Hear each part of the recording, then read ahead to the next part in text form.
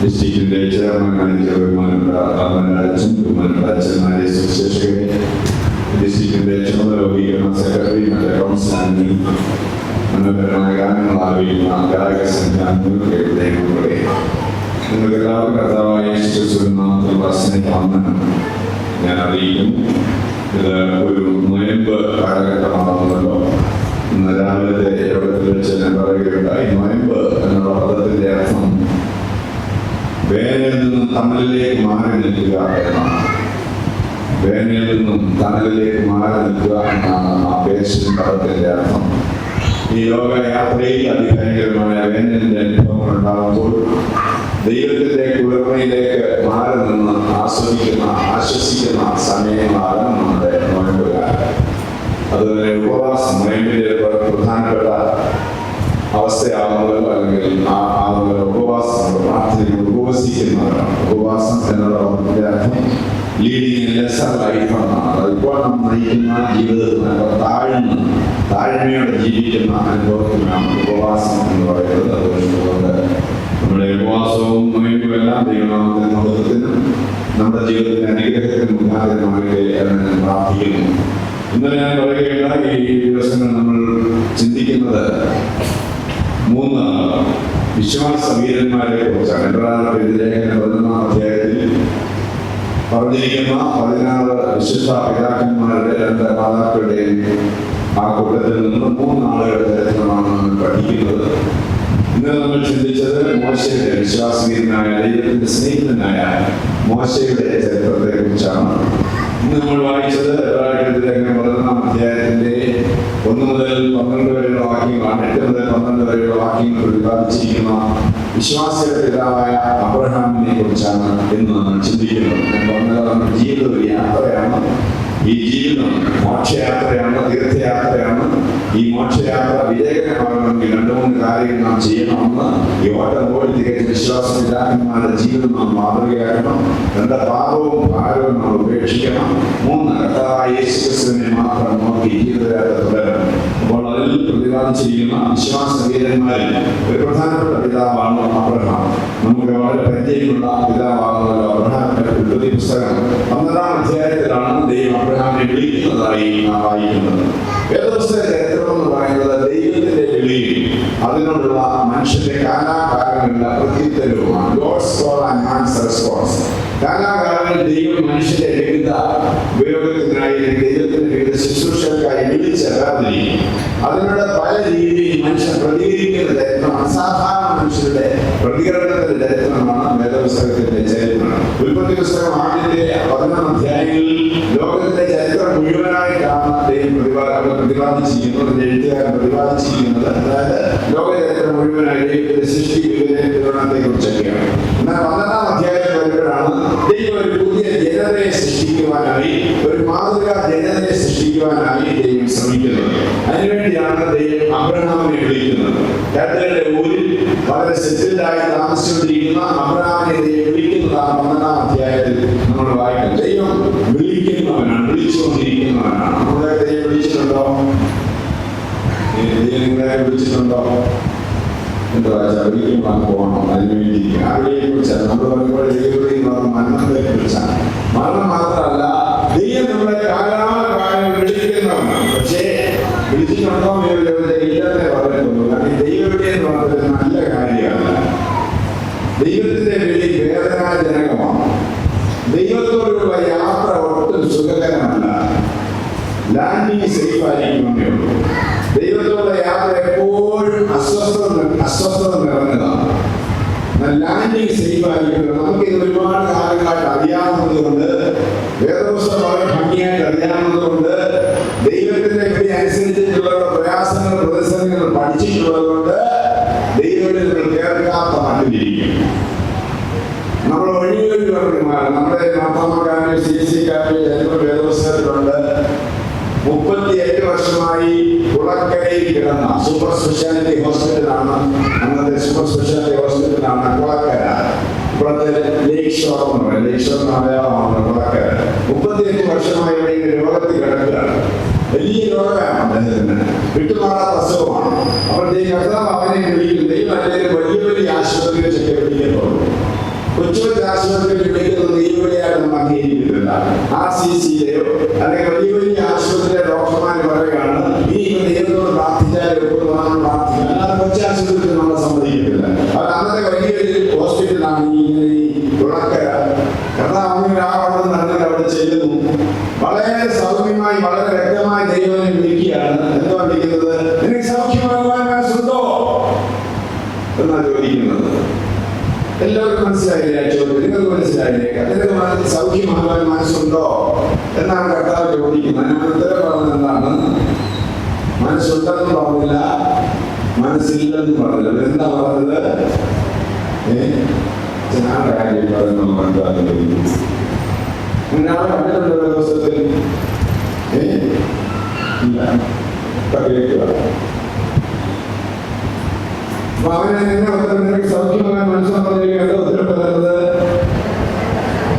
എന്നെ ഗർഭത്തിൽ ഇറക്കാൻ ആരുമില്ല. അവനോട് ചോദിച്ചോ? അവനോട് ചോദിച്ചോ എന്നെ ഗർഭത്തിൽ ഇറക്കാൻ പറ്റുമോ? ഇല്ല. നിനക്ക് സൗഖ്യമാകാൻ മനസ്സിലാവുന്നത് യേശു പറഞ്ഞെങ്കിൽ നോ പറയും. അതിന് വേറെ ഉത്തരം പറയണം, ഒഴിവ് കഴിവെന്ന് പറയും. പിന്നെ സൗഖ്യമാകാൻ മനസ്സുണ്ടോ? ഞാൻ അത് ചോദിക്കുന്നത് എന്തുവാ, പറയുന്നത് എന്താണ്? ചോദിക്കുന്നതൊന്നും പറയുന്നതല്ല. ഞാൻ നാലൊരു ചെറുണ്ട്, തലയിലെല്ലാം തിരുവല്ല, ഇവിടെ പോവാ ഓടക്കേട്. ചോദിച്ചു പറഞ്ഞു, തലയിലെല്ലാം തിരുവല്ല, ഇവിടെ പോവാ ഓടക്കേട്. അതുപോലെ സൗഖ്യമാകാൻ മനസ്സുണ്ടോ? എന്നെ വളർത്താറില്ല. സൗഖ്യമാകാൻ മനസ്സുണ്ടോ? ഞാൻ അതായത് ചോദിക്കുന്നതിന് ഉത്തരം പറയാതെ വേറെ ഉത്തരം. എന്തിനാണ് ഉത്തരം പറയുന്നത്? ഒഴിവ് കഴിവ് പറയുക. അതായത് ഈ സൗഖ്യമായ മനസ്സുണ്ട് എന്ന് പറഞ്ഞാൽ എന്താ സംഭവിക്കുന്നത്? ഇതേ സൗഖ്യമാകും. ഇതേ സൗഖ്യമാക്കി നോക്കി നടക്കാൻ ഇതേ സൗഖ്യമാക്കി എന്താ നഷ്ടം വരാൻ പോകുന്നത്? 38 വർഷമായി സീനിയോറിറ്റി നഷ്ടപ്പെടും. അവിടുത്തെ 38 വർഷമായി വിളഞ്ഞ് കൊണ്ടൊഴുകി കിടക്കുന്ന രോഗിയാണ്. രോഗി യൂണിയന്റെ പ്രസിഡന്റാണ് അദ്ദേഹം. രോഗി യൂണിയന്റെ പ്രസിഡന്റാണ്. ഒരു പുറത്തും ഒരു പാത്രം കൊണ്ട് നോക്കുകൂലി വാങ്ങിച്ച് പണി ചെയ്യാതെ സുഖമായിട്ട് വിളഞ്ഞ് കൊണ്ടൊഴുകി കിടക്കുന്ന രോഗിയാണ്. വിദേശ സൗഖ്യമാക്കിയാൽ ഈ സീനിയോറിറ്റി എല്ലാം നഷ്ടപ്പെടും. അത് ഭയങ്കര നഷ്ടമാണ്. എന്നാൽ CSIക്കാരായി പോയില്ലോ, നോ പറയാതെ മാസാന്തരപ്പെട്ട കൈകൊട്ടാമായി പോകും. ഒരു പകുതി പൊക്കി ഇല്ല. അതായത് നോയും പറയുന്നത് യേശു വഴികൾ പരിവർത്തിച്ച് വ്യക്തമായ പിടി കൊടുക്കാതെ നടക്കുന്നവരാണ്. എത്രയോ പ്രാവശ്യം നിങ്ങളെ സന്ദർശിച്ചു. പക്ഷേ നിങ്ങളുടെ നിങ്ങളുടെ മക്കളുടെ രോഗത്തിന്റെ സമയത്തായിരിക്കാം, ഒരുപക്ഷെ നിങ്ങളുടെ ജീവിതത്തിന്റെ പ്രതിസന്ധിയുടെ ഘട്ടത്തിലായിരിക്കാം നിങ്ങളെ സന്ദർശിച്ച് വ്യക്തമായി വിളിച്ചതല്ലേ? കേൾക്കാത്ത മട്ടിരിക്കുകയാണ്. കാരണം കേട്ടാൽ അനുസരിക്കണം. അനുസരണം പറയുന്നത് വേദനാജനകമാണ്. ഇങ്ങനെ എല്ലാ അബ്രഹാമിനെ വിളിക്കുന്നു, ഞാൻ നിന്നെ കാണിപ്പാൻ ദേശത്തേക്ക് പോകാം, നല്ല കാര്യമാണ്. ദൈവത്തിന്റെ ഇവിടെ ആദ്യ ഭാഗം അതാണ്. ഞാൻ നിന്നെ കാണിപ്പാൻ ഡെസ്റ്റിനേഷൻ പറയത്തില്ല ദൈവം. വ്യക്തമായ എങ്ങോട്ടാണെന്നൊന്നും പറയത്തില്ല. ഞാൻ നിന്നെ കാണിപ്പാനിരിക്കുന്ന ദേശത്തേക്ക് പോകാം, നല്ല കാര്യം. ആ രണ്ടാമത്തെ ഭാഗം എന്താണ്? നിനക്കുള്ളതൊക്കെ നീ ഉപേക്ഷിക്കണം. ആ രണ്ടാമത്തെ ഭാഗമാണ് നമ്മൾ പിടിക്കാത്തത്. അതായത് ഇപ്പൊ നീ കൊണ്ട് നടക്കുന്ന നിനക്ക് സുരക്ഷിതത്വം നൽകുന്ന നിന്റെ കരുതിയിരിക്കുന്ന എല്ലാം ഉപേക്ഷിക്കണം. ഉപേക്ഷണമാണ് മാനസാന്തരത്തിന്റെ ആദ്യത്തെ പടി. ദൈവം നമ്മുടെ ജീവിതത്തിൽ പ്രവേശിക്കണമെങ്കിൽ, ദൈവത്തോടെ യാത്ര സാധ്യമാകണമെങ്കിൽ അതിന് വിരുദ്ധമായി നിൽക്കുന്നതെല്ലാം ഉപേക്ഷിക്കണം. ഈ രാത്രി എന്തിനാണ് നിങ്ങൾ വന്നിരിക്കുന്നതെന്ന് ചോദിച്ചാൽ, സാധാരണ പ്രാർത്ഥന ഞങ്ങൾ നിറച്ചു കിടന്ന് ഒഴിഞ്ഞ പാത്രങ്ങളായി വന്നിട്ടുണ്ട്, ഇല്ലെങ്കിൽ നിറയണ്ട, ഇനിയത് ദൈവം തരാണ്. ഈ രാത്രി നിങ്ങൾക്ക് ഉപേക്ഷണത്തിന്റെ രാത്രിയാണ്. ദൈവത്തോടെ യാത്ര ആരംഭിക്കുന്ന തടസ്സമായി നിൽക്കുന്ന എന്തെങ്കിലും ഉണ്ടാകും നിങ്ങൾക്ക് തോന്നുന്നുവെങ്കിൽ അത് രഹസ്യഭാഗമായിക്കൊള്ളട്ടെ, പരസ്യഭാഗമായിക്കൊള്ളട്ടെ, ഉപേക്ഷിക്കണം. ഉപേക്ഷിക്കുമ്പോൾ വേദനയെടുക്കും. വേദന എടുക്കാതെ മാനസാന്തരം സാധ്യമല്ല. അത് ഈ രാത്രി ഒരു വേദനയുടെ രാത്രിയായിരിക്കണം. നാം കൊണ്ടു നടക്കുന്ന പാപ സ്വഭാവങ്ങൾ തഴക്കവും പഴക്കവും കൊണ്ട് നമ്മുടെ ജീവിതത്തിന്റെ ഭാഗമായി നശിപ്പിക്കുന്ന പാപ സ്വഭാവങ്ങൾ നാം ഉപേക്ഷിക്കണം. ആ ഉപേക്ഷിക്കുന്നത് പ്രയാസമായതുകൊണ്ട് നമ്മളിപ്പോൾ ദൈവം കേൾക്കാൻ പറഞ്ഞിരിക്കുന്നത്. ഞാൻ ഇന്നലെ പറഞ്ഞ എന്റെ പിതാവിനെ ദൈവം യേശുവിനെ സ്നേഹിക്കുന്ന തകർന്ന ജീവിതത്തിലേക്ക് യേശു പ്രവേശിച്ചാൽ നിന്റെ കുടുംബ ജീവിതം അനുഗ്രഹിക്കപ്പെടുമെന്ന് പറഞ്ഞപ്പോൾ എന്റെ പിതാവിനെ അത് വലിയ ദൈവവിളിയായിട്ട് നിറച്ച് മദ്യപിക്കാൻ ദൈവവിളി മദ്യപാനമൊന്നും പ്രശ്നമല്ല. എത്ര ബോധമില്ലാതെ ജീവിച്ചാലും ശരി, പരിശുദ്ധാത്മാവിന്റെ പ്രവർത്തനം കൊണ്ട് വലിയ അത്ഭുതം നടക്കും. നിന്റെ തകർന്ന ജീവിതത്തിലേക്ക് യേശു പ്രവേശിച്ചാൽ നിന്റെ കുടുംബത്തിൽ അനുഗ്രഹിക്കപ്പെടുമെന്ന് പറഞ്ഞപ്പോൾ ദൈവവിളിയായി സ്വീകരിച്ചു. പക്ഷെ അതൊക്കെ എന്താ സംഭവിച്ചത് അറിയാമോ? വടിയടച്ച് പിണ്ടം വെച്ച് ഇരിക്കപ്പെട്ട വെക്കുക എന്നുള്ളത് നായമാരുടെ ഒരു സ്വഭാവമാണ്, ഒരു രീതിയാണ്, ഒരു സമ്പ്രദായമാണത്. അവർ വിരുദ്ധമായി തീർന്നാൽ പടിയടച്ച് പിണ്ടം വെക്കുക, ഇരിക്കപ്പെട്ട വെക്കുക. അതായത് ജീവിച്ചിരിക്കട്ടെ മരണതുല്യരായി കരുതുക.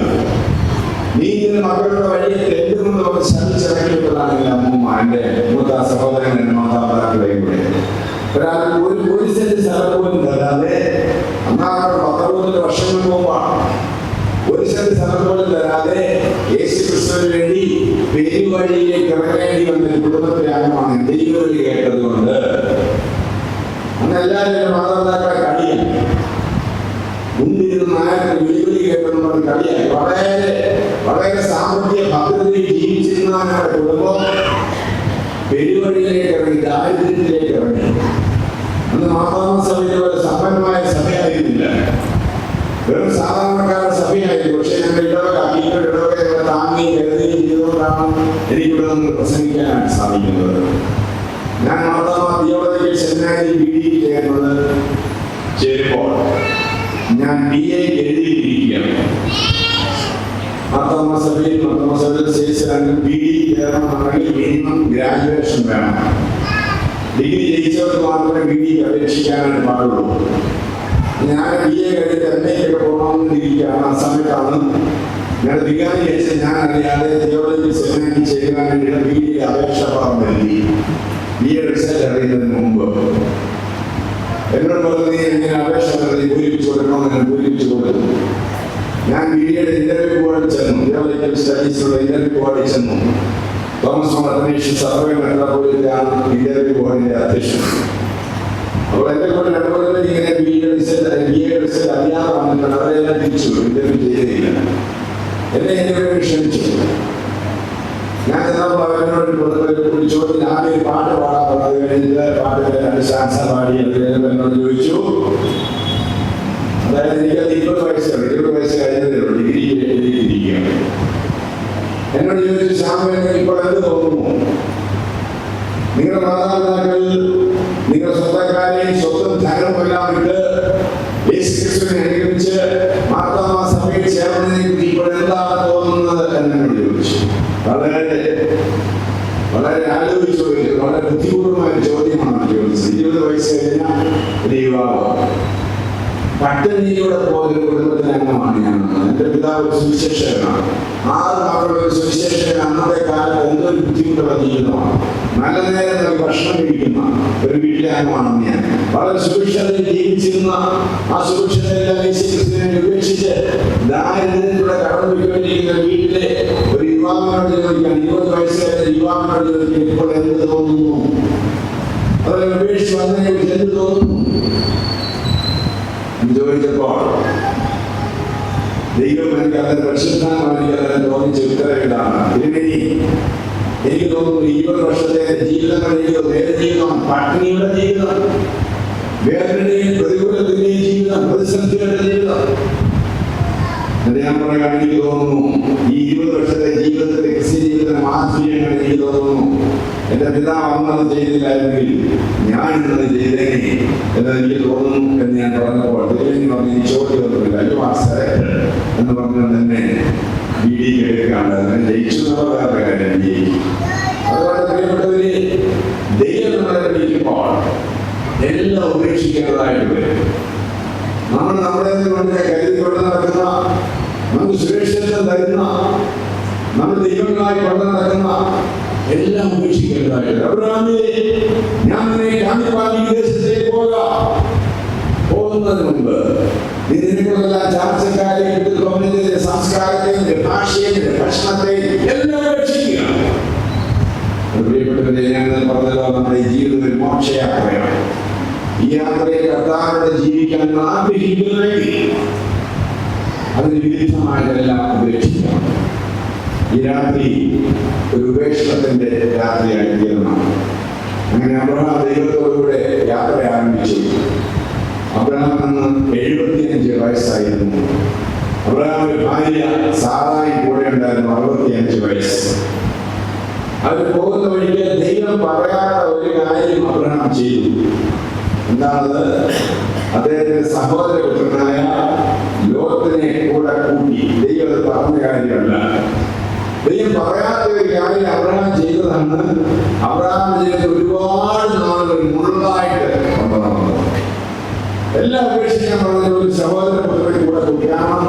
അറിയപ്പെടാത്ത നാട്ടിലേക്ക് പോകാണ്, അജ്ഞാതമായ നാട്ടിലേക്ക് പോകാണ്. ഒരു സഹായം ഇരിക്കട്ടെ എന്ന് കരുതിയാണ്. ദൈവവിളി ഉണ്ടെങ്കിലും ദൈവത്തിന്റെ വാഗ്ദത്തം ഉണ്ടെങ്കിലും ലോകത്തിനെ കൂടെ അബ്രഹാം കൂട്ടിയത്. അങ്ങനെ അബ്രഹാം യാത്ര ആരംഭിച്ചു. നിങ്ങൾക്ക് അറിയാവുന്ന കാര്യമാണ് ഞാൻ പറഞ്ഞു പോവുക. 12-ാം അധ്യായത്തിലാണ് അബ്രഹാം യാത്ര ആരംഭിക്കുന്നത്. 13-ാം അധ്യായത്തിലായപ്പോൾ അബ്രഹാം ലോകത്തിൽ കൂടെ, അബ്രഹാമിന്റെ ആളുകളും ലോകത്തിന്റെ ആളുകളും കൂടെ വഴക്കുണ്ടായി. എന്തിനാണ് വഴക്കുണ്ടാക്കുന്നത്? ഈ പെണ്ണുകളിൽ വഴക്കുണ്ടാക്കുമോ? സഹോദരങ്ങൾ തമ്മിൽ വഴക്കുണ്ടാക്കുമോ? ഇല്ല, ഞങ്ങൾ അങ്ങനെയില്ല. എന്തിനാണ് നമ്മുടെ സഹോദരന്മാർ തമ്മിൽ സാധാരണ വഴക്കുണ്ടാക്കുന്നത്? ആനയ്ക്ക് വേണ്ടിയാണോ? ആനയ്ക്ക് വേണ്ടിയാണോ? അല്ല. പിന്നെ ടിപ്പർ ലോറിക്ക് വേണ്ടിയാണോ? അല്ല. പിന്നെ എന്തിനു വേണ്ടിയാണ്? നമ്മൾ കൊച്ചു കൊച്ചു കാര്യങ്ങൾ, റബ്ബറിന്റെ കമ്പ്, വട്ടയുടെ കമ്പ്, ആഞ്ഞിലിയുടെ പേര്, ഇതൊക്കെ പോലെ വഴി പുല്ലിന് വേണ്ടി. അപ്പോൾ അബ്രഹാം ലോകത്തെ വിളിച്ചിട്ട് യഹോവയെ ആരാധിക്കുന്ന നമ്മളെ ഈ നാട്ടിലുള്ളൂ. നമ്മൾ ഇവിടെ പുല്ലിന് വേണ്ടി വഴക്കുണ്ടാക്കിയ ആർക്കാണ് നാണക്കേട്? ദൈവത്തിനാണ്. നമ്മൾ ജീവനുള്ള ദൈവത്തെ ആരാധിക്കുന്നവരാണെന്ന് ലോകത്തിനറിയാം. ജീവനുള്ള ദൈവത്തെ ആരാധിക്കുന്ന, യഹോവയെ ആരാധിക്കുന്ന നമ്മൾ തമ്മിൽ ഈ നാട്ടിൽ കിടന്ന് വഴക്കുണ്ടാക്കിയ ദൈവനാമത്തിന് നാണക്കേടാണ്. എന്നെ കേൾക്കുന്ന പ്രിയപ്പെട്ട CSI സഭാംഗങ്ങളെ, ഈ കേരളത്തിൽ ദൈവനാമത്തിന് അപമാനം ഉണ്ടാക്കുന്ന ആരാണ്? ആരാണ് ദൈവത്തിന്റെ ശത്രുക്കൾ? അങ്ങോട്ട് പോകാനിരിക്കുന്നവർ,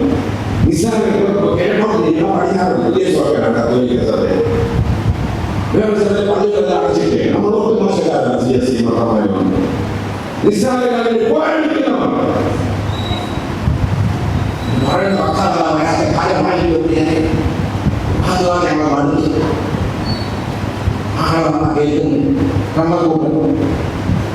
സാക്ഷ്യമില്ലാത്തവർ ദൈവത്തിന് അപമാനം ഉണ്ടാകുന്ന ഈ ഒരു ബന്ധം ഞാൻ ആഗ്രഹിക്കുന്നില്ല. അബ്രഹാം പറയാണ് ലോകത്തിനോട്, അബ്രഹാം വിശ്വാസികളുടെ പിതാവായി തീരുന്നതിന്റെ ഒരു പ്രധാനപ്പെട്ട തീരുമാനം ഈ തീരുമാനം. ലോകത്തെ നമുക്ക് ഇവിടെ വെച്ച് ചെയ്യാം. ദൈവനാമത്തിന് അപമാനകരമായ ബന്ധം തുടരാൻ ഞാൻ ആഗ്രഹിക്കുന്നില്ല. നീ തെക്കോട്ടാണെങ്കിൽ ഞാൻ വടക്കോട്ട് പോയിക്കോളാം, നീ കിഴക്കോട്ടാണെങ്കിൽ ഞാൻ പടിഞ്ഞാറോട്ട് പോയിക്കോളാം. നോക്കണം, അന്യനാട്ടിലാണ്, ഒരുമിച്ച് ഇറങ്ങിയതാണ്. ദൈവനാമത്തിന് അപമാനകരമാകുമെന്ന് കണ്ടപ്പോൾ എന്നെ കേൾക്കുന്ന പ്രിയപ്പെട്ടവരെ, ദൈവനാമത്തിന് അപമാനകരമായ യേശുക്രിസ്തുവിന്റെ വിശുദ്ധ നാമത്തിന് അപമാനകരമായ ബന്ധം കൊടുക്കുന്നവരുണ്ടെങ്കിൽ ഈ രാത്രി അതിനോട് നോ പറയാം. നോ പറയേണ്ടത് നോ പറയുവാൻ ധൈര്യം കാണിക്കണം. എങ്ങനെയും ജീവിക്കാൻ നമുക്ക് അവകാശമില്ല. എങ്ങനെയും ജീവിക്കാൻ, ലോകത്തിന്റെ ഒഴുക്കിനനുസരിച്ച് നീന്താൻ നമുക്ക് അവകാശമില്ല. ചത്ത മത്സ്യങ്ങളാണ് ഒഴുക്കിന് അനുകൂലമാണ് നീന്തുന്നത്. ജീവൻ മത്സ്യങ്ങൾ എപ്പോഴും ഒഴുകിൽ എതിരെ ഇങ്ങനെ കുടിച്ചുകൊണ്ടിരിക്കും, നീന്തിക്കൊണ്ടിരിക്കും. ലോകം അങ്ങനെയാണ്, ഇങ്ങനെയാണ്, എതിരെ അങ്ങനെയാണ്, UDF ഇങ്ങനെയാണ്, BJP അങ്ങനെയാണെന്ന് പറഞ്ഞാൽ രാഷ്ട്രീയക്കാരെ രക്ഷപ്പെടരുത്. നാം വ്യത്യസ്തരാണ്, നാം വിളിക്കപ്പെട്ടവരാണ്. ദൈവം നമ്മളെ വിളിച്ചതാണ്. ദൈവത്തോടെ വിളിച്ചവരാണെങ്കിൽ ദൈവത്തോടെ അതിന് വിരുദ്ധമായതെല്ലാം ഉപേക്ഷിക്കണം. വേദനയോടാണെങ്കിൽ ഉപേക്ഷിക്കാം. ഞാൻ പറഞ്ഞ ദൈവത്തോടെ യാത്ര ഒട്ടും സുഖകരമല്ല. സുഖകരമായ യാത്രയാണ് ദൈവദാനം ചെയ്യുന്നത്, പ്രദാനം ചെയ്യുന്നത്, വാഗ്ദാനം ചെയ്യുന്നത്. ലാൻഡിങ് സേഫാക്കി പോകുകയുള്ളൂ. അത് ലോകത്തെ നമുക്ക് ഇവിടെ വെച്ച് ചെയ്യാം. ദേശമെല്ലാം ഉണ്ടായിരിക്കുന്നു. നിനക്ക് ഇഷ്ടമുള്ളതൊക്കെ നീ എടുത്തോളാം. ഇത് കേൾക്കുകയും ലോകത്ത് നോക്കി 13-ാം അധ്യായം 10-ാമത്തെ വാക്യം മുതലാണ്. ലോകത്ത് നോക്കി നീരോട്ടുള്ള പ്രദേശങ്ങളെല്ലാം സ്വന്തമാക്കി. ജോർദാൻ നദിയുടെ അരികെയുള്ള നീരോട്ടുള്ള ഫലഭൂയിഷ്ഠമായ പ്രദേശമെല്ലാം ലോകത്തെ സ്വന്തമാക്കി. ദൈവം ആരെയാണ് വിളിച്ചത്? അബ്രഹാമിനെ. വസ്തുവാക്കാണ് കിട്ടിയത് ലോകത്തിന്. അപ്പോൾ ദൈവത്തെ കേട്ട, ദൈവത്തെ അനുസരിച്ച് അബ്രഹാമിനേക്കാൾ ദൈവത്തെ കേൾക്കാത്ത ലോകത്ത് സ്വത്തുകാരനായി. അതൊക്കെ ഈ ലോകത്തിൽ നടക്കും. ലോകത്തെല്ലാം എഴുതി പലതരത്തിലുള്ള സ്വത്താണ്. എടുക്കുന്ന സ്വത്വമാണ്, ദൈവം തരുന്ന സ്വത്വമാണ്.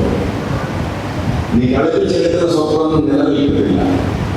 ആ ലോകത്തിന്റെ തുടർന്നുള്ള തരത്തിലുള്ളതെന്ന് പറയാൻ നോക്കാത്ത പോലെ 65 തരത്തിലാണ്. ഒത്തിരി വെട്ടിപ്പിടിച്ചതാണ്. ഇവിടെ ദൈവത്തെ കൂടാതെ വെട്ടിപ്പിടിക്കുന്ന ഒന്നും സ്ഥിരമല്ല. അതെല്ലാം ശൂന്യമായി പോകും. ലോകത്തെല്ലാം ലോകത്തിങ്ങനെ ചുറ്റുപാട് നോക്കിയിരുന്നു. ലോകത്ത് ചുറ്റുപാട് നോക്കി എല്ലാം എന്റെ നമ്മൾ വെട്ടിപ്പിടിച്ചു. അത് കണ്ടപ്പോൾ അബ്രഹാമിന് വലിയ സങ്കടമായി പോയി. എന്നെ വിളിച്ചത്, ഞാൻ നിന്നെ വലിയ ജാതിയാക്കും, നീ മുഴുവൻ ലോകം അനുഗ്രഹിക്കുമെന്ന് പറഞ്ഞ് എന്നെ വിളിച്ചേച്ച് ഈ വസ്തുവെല്ലാം അബ്രഹാം പോയി. അബ്രഹാമിനെ മനപ്രയാസം ദൈവം കണ്ടു. 13-ാം അധ്യായത്തിൽ 10 താഴെ വാക്യം 1-ാമത്തെ വാക്യത്തിൽ വായിക്കുമ്പോൾ ദൈവം അബ്രഹാമിനെ വിളിച്ചു. അബ്രഹാമിനെ നീ തല പൊക്കി നോക്ക്. ലോകത്തെല്ലാം നോക്കിയത്, ലോകത്തിലേക്ക് തല പൊക്കി നോക്കിയത് ലോകത്തെ ചുറ്റുപാടാണ് നോക്കിയത്. എന്നും ഇങ്ങനെ ചുറ്റുപാട് മാത്രം നോക്കി ജീവിക്കുന്ന മനുഷ്യർ ഒരിക്കലും തല പൊക്കി നോക്കുന്നത്. അതേപോലെ വീഴുമ്പോൾ മാത്രമേ തല പൊക്കി നോക്കുന്നത്. അതുവരെ ചുറ്റുപാട് മാത്രം നോക്കി ഇങ്ങനെ വെട്ടിപ്പിടിച്ച് അവിടെ സ്വത്ത്, ഇവിടെ സ്വത്ത്, അവിടെ ഫ്ലാറ്റ്, ഇവിടെ ഫ്ലാറ്റ് എന്ന് നടക്കുന്നതാണ്.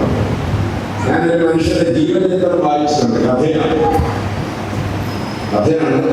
ഇത് 75 വയസ്സായപ്പോൾ എഴുതിയൊരു കഥയാണ്.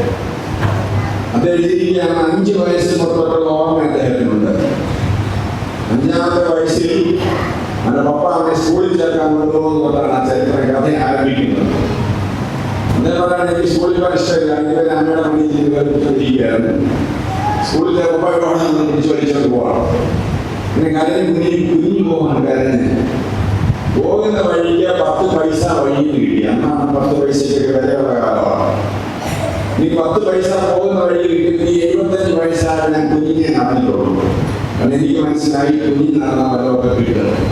എനിക്ക് കിട്ടിയ ചരിത്രം അദ്ദേഹം കൊടുത്തിട്ടുണ്ട്, ലിസ്റ്റ് കൊടുത്തിട്ടുണ്ട്. കൂട്ടിക്കൊക്കെ 10-50 കിലോമീറ്റർ നിങ്ങൾക്ക് ചാക്കിയാൽ കിട്ടി. പിന്നെ 10-30,000 ദുരിപ്പിച്ച് ബ്രേക്ക് കിട്ടി. മുട്ടുസൂചിയാണ് എണ്ണിക്കൂടാതെ കിട്ടി. കാലിഞ്ചാണി അരയിഞ്ചാണി ആനയുടെ സെക്ഷൻ വേറെ കിട്ടി. 10 രൂപയുടെ ചില്ലറ കിട്ടി. പക്ഷെ നേടേണ്ടതൊന്നും നേടിയില്ല. ദൈവത്തെ നോക്കാതെ കുഞ്ഞു നടന്നാൽ, ചുറ്റുപാട് നോക്കി നടന്നാൽ, അവിടെ ഫ്ലാറ്റ്, ഇവിടെ ഫ്ലാറ്റ്, അവിടെ ഷോട്ട്, ഇവിടെ ഷോട്ട്, ഒരുപാട് ലിസ്റ്റ് നമുക്ക് എടുക്കാൻ വന്നേക്കാം. പക്ഷേ നേടേണ്ടവരെ നേടിയില്ല എന്ന് വരുന്നത്. അന്ന് അബ്രഹാമിനോട് പറഞ്ഞു, അബ്രഹാമേ നീ തല പൊക്കി നോക്ക്. ലോകത്ത് നോക്കിയവരല്ല നോക്കേണ്ടത്. ഇവിടെ ദൈവത്തോടെ യാത്ര ചെയ്യുമ്പോൾ നമ്മുടെ വിളിച്ചവനായ ദൈവത്തിലേക്ക് നോക്കണം. വേറെ നോക്കി നിരാശനാണ്. നമുക്ക് പലപ്പോഴും നിരാശപ്പെടുന്നത് ഞങ്ങളുടെ യേശുവിനെ മാത്രം നോക്കുക. 3-ാമത്തെ സ്റ്റെപ്പാണ് ഇന്നലെ പറഞ്ഞത്. ദൈവത്തെ നോക്കുന്നതിന് പകരം വേറെ എങ്ങോട്ടെങ്കിലും നോക്കിയാൽ നിരാശയാണ്. മക്കളെ നോക്കിയാൽ നിരാശയാണ്, സഹോദരങ്ങളെ നോക്കിയാൽ നിരാശയാണ്, മാതാപിതാക്കളെ നോക്കിയാൽ നിരാശയാണ്. ദൈവത്തെ മാത്രം നോക്കണം. അവങ്കിലേക്ക് നോക്കിയൊക്കെ വിനാശനായി നമുക്ക് ഒരു നാളും ലജ്ജിച്ചു പോരുന്നു. അബ്രഹാമിനെ തല പൊക്കി നോക്ക്. ഈ കാണുന്ന ദേശമെല്ലാം ഞാൻ നിനക്ക് നിന്റെ സന്തതിയുടെ ശാശ്വതാവകാശം തരാൻ പോവുകയാണ്. അബ്രഹാമിന് സന്തോഷമായിട്ട് ആ വിഷമം നാല് വരുന്നു. പിന്നെ യാത്ര തുടർന്ന് ജീവിതത്തിൽ യാത്രയാണല്ലോ. പെട്ടെന്ന് തീരുന്നല്ല ജീവിതയാത്ര. പിന്നെ യാത്ര തുടരുകയാണ്. അപ്പോഴാണ് അബ്രഹാമിന് ഒരു സംശയം തോന്നിയത്. ദൈവം എന്നോട് പറഞ്ഞ നിന്റെ സന്തതിക്ക് ശാശ്വത അവകാശങ്ങൾ തരുമെന്നാണ്. എനിക്ക് സന്തതി ഇല്ല എന്ന് മാത്രമല്ല, സന്തതി ഉണ്ടാകാനുള്ള പ്രായവും കഴിഞ്ഞു ഭാര്യയുടെയും അബ്രഹാമിന്റെയും. പിന്നെ എന്തിനാണ് ദൈവം അങ്ങനെ പറഞ്ഞത്? മാത്രമല്ല, ഒരു മകൻ ഉണ്ടാകാനാണ് ആഗ്രഹിക്കുന്ന സംഭവങ്ങൾ അവിടെ സംഭവിക്കുന്നുണ്ട്. അബ്രഹാമിന് പിന്നെയും പ്രയാസമാണ്. ദൈവനെ കളിയാക്കിയോ? മാത്രമല്ല, മക്കളില്ലാത്തത് കൊണ്ട് അയൽക്കാരൊക്കെ സാറായെ പരിഹസിക്കുകയും ചെയ്യും. അന്നത്തെ കാലം മക്കളില്ലാതെ ഈ ശാപമായിട്ട് കരുതുന്ന കാലമാണ്. അപ്പൊ സാറായെ പരിഹസിക്കുകയും ദൈവത്തോട് ഇറങ്ങിയിട്ട് സ്വസ്ഥതയില്ലാത്ത അനുഭവം പിന്നെയും അബ്രഹാമിന്. അതും ദൈവം കണ്ടു. 15-ാമത്തെ വാക്യം 15:5 ദൈവം അബ്രഹാമിനെ പുറത്തേക്ക് വിളിച്ചു. അബ്രഹാമി പുറത്തേക്ക് ഇറങ്ങലാണോ? എന്നിട്ട് തലപൊക്കി നോക്ക്, ആകാശത്തിലെ നക്ഷത്രങ്ങൾ നിനക്ക് എണ്ണാമോ? അതുപോലെ ഞാൻ സന്തതികളെ തരാൻ പോവുകയാണ്. ആദ്യം തലപൊക്കി നോക്കാൻ പറഞ്ഞപ്പോൾ വസ്തുവിന്റെ അവകാശമാണ് ദൈവം കൊടുത്തത്. രണ്ടാമത് ദൈവം അബ്രഹാമിനെ പറയാൻ, അബ്രഹാമി നീ തലപൊക്കി സന്തതി ഇല്ലാത്തതിനും നീ ചെയ്യേണ്ടത് അവിടെ ഇവിടെ ഓടി നടക്കുകയല്ല, നീ വിഷമിക്കുകയല്ല, ഞാനാണ് നിന്നെ വിളിച്ചത്, നീ തലപൊക്കി നോക്ക്. മക്കളില്ലാത്തതുകൊണ്ട് വിശ്വസിക്കുന്ന ആരെങ്കിലും ശ്രദ്ധിക്കുന്നുണ്ടെങ്കിൽ ദൈവത്തിന്റെ പ്രാർത്ഥന കേൾക്കും. ദൈവത്തിലേക്ക് നോക്കുക. ദൈവമാണ് മക്കളെ നൽകുന്നത്. മക്കൾ യഹോവ നൽകുന്ന അവകാശ ഉത്തരഫലം അവൻ നൽകുന്ന പ്രതിഫലവുമാണ്. അബ്രഹാമിനെ തലപൊക്കി നോക്കുക. അതിന് ശാസ്ത്രീയമായിട്ടുള്ള കാര്യങ്ങളെല്ലാം കഴിഞ്ഞെങ്കിൽ, നീ നിസ്സഹായനാണെങ്കിൽ, നീ ശക്തിഹീനാണെങ്കിൽ, നിന്റെ ഭാര്യ ശക്തിഹീനാണെങ്കിൽ, നീ തലപൊക്കി നോക്ക്. ആകാശത്തിലെ നക്ഷത്രങ്ങളെ കാണാം, അതുപോലെ നമുക്ക് സന്തതികളെ. അത് സന്തോഷകരമായ വാർത്തയാണ് ദൈവം അബ്രഹാമിനോട് പറഞ്ഞത്. അബ്രഹാം ഈ വാർത്ത ഓടിപ്പോയി സാറായോട് പറഞ്ഞു. സാറായുടെ വലിയ വാർത്തയാണ്. ഏറ്റവും നിന്ദിതയായിരിക്കുന്ന സാറയാണ്. നിന്റെ സന്തോഷ വാർത്ത കേട്ടപ്പോൾ സാറ ഒളിവും തമ്മിൽ വെച്ച് എല്ലാവരോടും പറയാനായിട്ട് തുടങ്ങി. വിമൻസ് ഫെലോഷിപ്പിന് പോകുമ്പോഴും, കുടുംബശ്രീക്ക് പോകുമ്പോഴും, ഗ്രാമസഭയ്ക്ക് പോകുമ്പോഴും, എവിടെ പോകുമ്പോഴെല്ലാം സാധാരണ സംസാര വിഷയം ഇതായി. എന്താണ്? ദൈവം ഞങ്ങൾക്ക് മക്കളെ തരാൻ പോകുന്നു. അതൊരു വലിയ വാർത്തയാണ്. വാർദ്ധക്യത്തിലെത്തിയിരിക്കുന്ന സാറായിക്ക് ദൈവം മക്കളെ നൽകാൻ പോകുന്ന വാർത്ത അവിടെ വേഗം വരുന്നു. സാധാരണ ഒരു സ്ത്രീയെ പ്രത്യേക വിഷയമൊന്നും ഇല്ലെങ്കിലും ഒരു ദിവസം 35,000 വാക്ക് പറയുന്നു. സാധാരണ കൂടുതൽ പറയുന്നതാണ് കൂടുതൽ. സാധാരണ ആവറേജ് സ്ത്രീ ഒരു ദിവസം 35,000 വാക്ക് പറയും. അന്നെങ്കിൽ ഉറക്കം വരത്തുള്ളൂ. പുരുഷന്മാരാണെങ്കിൽ 8,000 പറയത്തുള്ളൂ. ഈ സ്ത്രീയുടെ വിഷയങ്ങൾ കിട്ടിയപ്പോൾ സാധാരണ എപ്പോഴും പറഞ്ഞുകൊണ്ടിരുന്നു. ഈ സന്ധി ആളുകൾ ഇങ്ങോട്ട് ചോദിക്കാൻ തുടങ്ങി, എന്തായി? എല്ലായോ ഒന്നും ആയില്ല. ദൈവം ഒരു കാര്യം പറഞ്ഞാൽ എപ്പോഴാണ് നടക്കേണ്ടത്? ഒന്നാമക്കാരും CSIക്കാരൊക്കെ സഭ മാറുന്ന പ്രശ്നം ഇവിടെയാണ്. ദൈവം ഒരു കാര്യം പറഞ്ഞാൽ എപ്പോഴാണ് നടക്കേണ്ടത്? നിന്റെ സന്തതി ഉണ്ടാകുമെന്ന് പറഞ്ഞാൽ 9 മാസം 9 ദിവസം 9 മണിക്കൂർ കഴിയുമ്പോൾ സന്തതി ഉണ്ടായിരിക്കണം.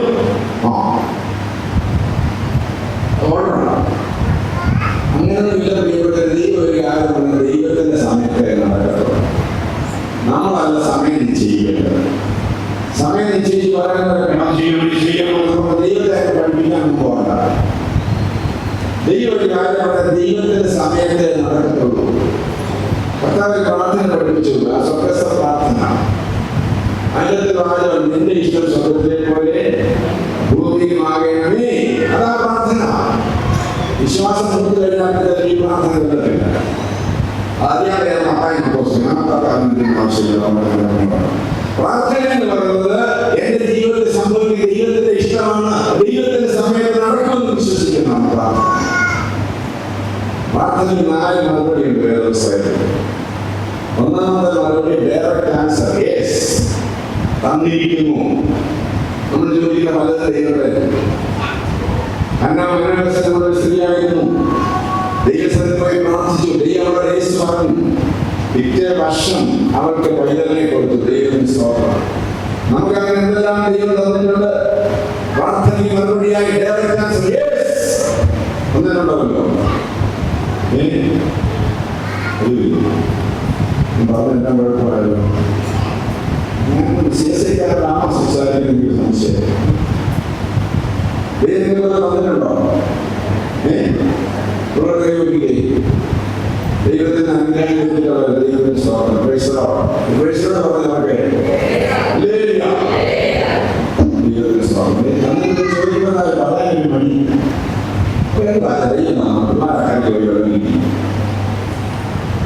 രണ്ടാമത്തെ ആൻസർ ഡിലേഡ് ആൻസർ. നോ. ദൈവത്തിന് നോ പറയും.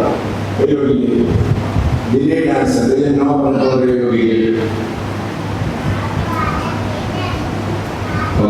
ഒന്നര കൈ ഒരുപാട് ജോലിയാണ്.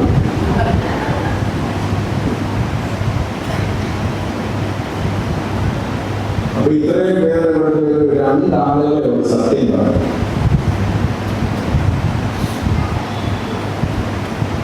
ഇത് നമ്മുടെ കുഴപ്പം. നമ്മൾ ദൈവത്തെ സഹായിക്കാനിരിക്കുകയാണ്. എങ്ങനെ ചതയാന്നില്ലെന്ന് പറയുന്നത്? ഞാൻ കഴിയുള്ളൂ. എനിക്ക് എന്നോട് കൂടുതൽ നോയാണ് വന്നിട്ടുള്ളത്. നമ്മൾ ചോദിക്കുന്ന തരാന്ന് പറഞ്ഞാൽ സ്ഥിതി നോക്കി എന്തെല്ലാം കാര്യം തരാതിരിക്കും. നോ പറയാൻ കഴിയും. നമ്മൾ ആഗ്രഹിക്കുന്ന യേശുവിനേക്കാൾ ദൈവം പറഞ്ഞ നോ ആണ് നല്ലത്. നമുക്ക് എന്നെ അറിയുള്ളൂ. എനിക്ക് രണ്ടാമതാണ്. ഇപ്പൊ വലിയ അച്ഛനൊക്കെ മൂത്തപള്ളി 7 വയസ്സായിട്ടാണ് രണ്ടാമത്. അതിന് 7 വയസ്സ് കൊഞ്ചിച്ചാവും. 3 വയസ്സൊക്കെ ആകുമ്പോൾ എല്ലാം ഞാൻ അവനെ അടി കൊടുക്കുന്ന സന്ദർഭമാണ്. ഇപ്പോഴെന്ന് പറയുമ്പോൾ ഞാൻ ഷേവ് ചെയ്യുമ്പോ അവൻ ഷേവ് ചെയ്യുന്നത് ഭയങ്കര വഴക്കാണ്. ഷേവിങ് വേണം. ഞാൻ അതിനുവേണ്ടി മാസിക് ഷേവിങ് വാങ്ങിച്ചു. അവനത് പറയാം. ഞാൻ ഷേവ് ചെയ്ത് ഷേവിങ് തന്നെ വേണം. അത് ബ്ലേഡ് ഊരി കൊടുക്കാൻ ബ്ലേഡ് ഇട്ട് തന്നെ വേണം. നമ്മൾ ഭയങ്കര വീട്ടിയാണ് പറഞ്ഞാൽ ഞാൻ കൊടുക്കില്ല. ടാറ്റി കൊടുക്കുന്നതിന് വേണ്ടി നിങ്ങൾക്ക് ലത കൊടുക്കാതെ ഒരു ഷേവിങ് തന്നെ വരും. ലത കൊടുക്കാത്തത് അത് കൊടുക്കാൻ മുറിയുമെന്ന് എനിക്കറിയാം. അത് മുറിയുന്നുണ്ട്. പ്രാർത്ഥനയിൽ നോ എന്നൊരു മറുപടി ഉണ്ട്. അത് അംഗീകരിക്കും. നിങ്ങൾ കൈ പൊക്കാനൊക്കെ എന്താണെന്നിരിക്കുന്നത് അടുത്ത് പോയാൽ ദേശാഭിക്കും. ഒത്തിരി പ്രയാസാക്കി തരുന്നതാണ്. അത് തൂവാലേക്ക് തരും, വേനാലേക്ക് തരും, കന്നാശാല വെള്ളത്തേക്ക് 20 ദിവസത്തെ കൂട്ടോപവാസം. ശാപം മുറുക്കി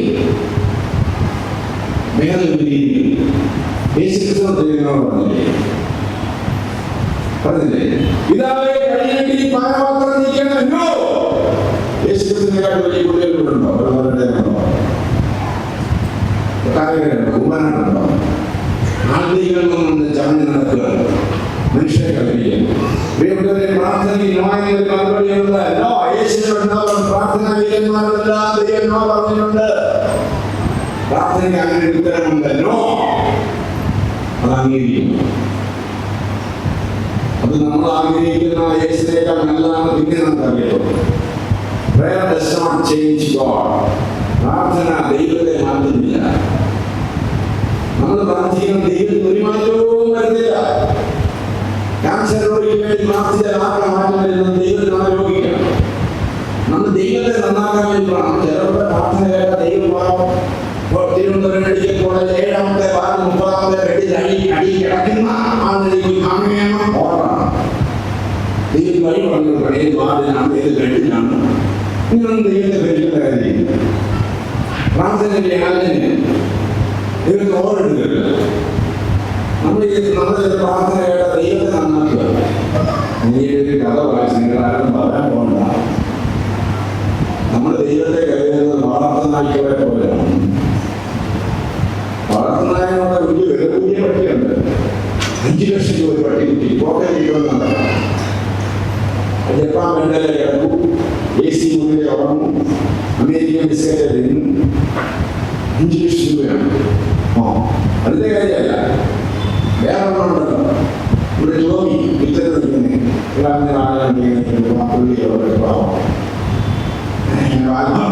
അടിച്ചു ഓടിക്കും. അടിച്ചു ഓടിക്കും. എല്ലാവരും പോയി കഴിയുമ്പോൾ മിച്ചം ഉണ്ട്. എല്ലാവരും കൊടുക്കും. അതിന് സന്തോഷം, നമുക്ക് സന്തോഷം. പക്ഷേ അകത്ത് കിടക്കുന്ന 5 ലക്ഷക്കാരൻ വൈകുന്നേരം കൈ തരാതെ പോകേണ്ടി. എന്നിട്ട് 5 ലക്ഷക്കാരാണെന്ന് തോന്നിയാണ്. ആ കഥയിൽ പറഞ്ഞിട്ട് നമ്മൾ പലപ്പോഴും ദൈവത്തെ ഉപയോഗിക്കുന്ന രീതി തോന്നിയപ്പോഴാണ്.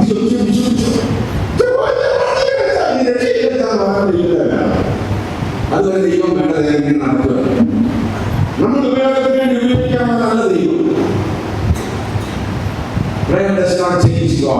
ചേഞ്ചസ് മാറ്റം. പ്രാർത്ഥന നമ്മളെയാണ് മാറ്റേണ്ടത്. അത് പല ഉത്തരങ്ങളും നമുക്ക് ലഭിക്കാത്തതിന്റെ കാരണം നമുക്കൊരു മാറ്റമില്ലാത്തതാണ്. നമുക്കാണ് മാറ്റം സംഭവിക്കേണ്ടത്. അങ്ങനെ ഒരു ആൻസർ ഉണ്ട്. നോ ആൻസറായിട്ട് അംഗീകരിക്കും. മൂന്നാമത്തെ ആൻസർ താമസിച്ച് മറുപടി കിട്ടും. നമ്മുടെ സമയത്ത് പ്രവർത്തിക്കുന്ന നല്ല ദൈവം, കണ്ണുകൾ തുരുത്തിയാക്കി വെക്കുന്നതായ ദൈവം തക്ക സമയത്ത് ദൈവമാണ് സമയം ചെയ്യുന്നത്.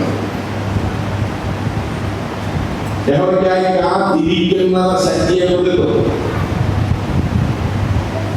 ഇരുന്നാണ് ദൈവത്തിന് മുമ്പിൽ ഓടൽ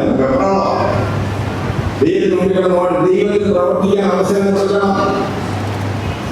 ദൈവം തക്ക സമയത്ത് വിളിക്കും, തക്ക സമയത്ത് ഉത്തരങ്ങൾ നിങ്ങൾ നോക്കുകയെ. ഏതെങ്കിലും മറുപടി താമസിക്കുന്ന മറുപടി ഭയങ്കര അനുഗ്രഹിക്കപ്പെട്ടതായി. ഒരുപാട് പ്രാർത്ഥനകൾ ഫലമായി കിട്ടുന്ന മറുപടിയെല്ലാം അനുഗ്രഹിക്കപ്പെട്ടതാണ്. ശമൂവേൽ, യോസഫ്, യാക്കോബ് അവരൊക്കെ ഒരുപാട് പ്രാർത്ഥിച്ചതിന് ശേഷം കിട്ടിയ സന്തതിയാണ് ഇസ്ഹാഖൊക്കെ. അവരെല്ലാം വലിയ അനുഗ്രഹം. നമ്മൾ ഏതെങ്കിലും വിഷയത്തിൽ വിഷമിക്കുന്നുണ്ടെങ്കിൽ, എന്താണ് മറുപടി കിട്ടാതെ വിഷമിക്കുന്നുണ്ടെങ്കിൽ സമയമായിട്ട് തക്ക സമയം മറുപടി അത് വലിയ അനുഗ്രഹിക്കപ്പെട്ടതായി. ദൈവത്തിന് സ്തോത്രം. അതിനോട് വിനയത്തോടെ കാത്തിരിക്കുന്നത് ഒരുക്കമെന്നാണ് അല്ലേ? നമ്മൾ ദുബായി വരുന്നത് എങ്ങനെ കാത്തിരിക്കുന്നത്? ഒരുങ്ങിയാണ്. അവൻ ഇഷ്ടമുള്ള ചിക്കൻ ഫ്രൈ, നല്ല മീൻമാനെല്ലാം ഒരുങ്ങിയിരിക്കുകയാണ്. ഒരുക്കമാണ്. അതുകൊണ്ട് യഹോവയ്ക്കായി കാത്തിരിക്കുക എന്ന് പറഞ്ഞാൽ ദൈവം നമ്മുടെ ജീവിതത്തിൽ പ്രവർത്തിക്കാനായിട്ട് ഒരുങ്ങിയിരിക്കണം. എന്തെങ്കിലും താമസിക്കുന്നതിന്റെ അർത്ഥം എന്താണ്? നമ്മൾ ഒരുങ്ങിയിട്ടില്ല എന്നതാണ്. ചില അനുഗ്രഹങ്ങൾ തരുവാൻ നാം ഒരുങ്ങിയിട്ടില്ല. നമ്മൾ ഒരുങ്ങി കഴിയുമ്പോൾ അനുഗ്രഹങ്ങൾ തരാം. കാത്തിരിക്കുക, താമസിച്ച് മറുപടി. നാലാമത്തെ ആൻസർ ഡിഫറെന്റ് ആൻസർ, വ്യത്യസ്തമായ ഉത്തരം. നമ്മൾ ചോദിക്കുന്ന നല്ല ദൈവം തരുന്നത്.